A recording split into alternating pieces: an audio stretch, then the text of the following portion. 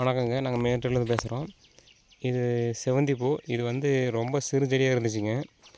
நம்ம உரம் கொடுத்து கெமிக்கல் போட்டு நல்லா மேலே வரலைங்க. கிளை பிரியாமல் இருந்துச்சு. இப்போ நம்ம க்ரோ மேஜிக்கும் போஸ்ட்ரா சூப்பரும் கொடுத்தங்க.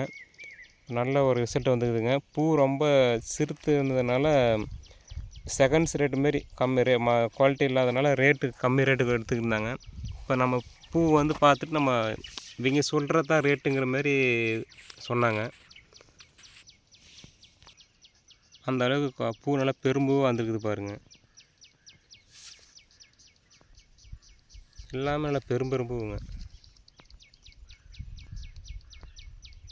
இதை காட்டுக்காரரே பார்த்துட்டு எல்லாம் ஒரு அதிசயமாக பார்த்தாங்க. இவ்வளோ பெரிய பூ வருதா அப்படின்னு. இந்த அளவுக்கு பூ நல்லா பெருசாக வந்துருந்துச்சுன்னா முன்னாடியே வாங்கி அடித்து கொடுத்துருப்போம் அப்படின்ட்டு அவங்களே ஃபீல் பண்ணாங்க.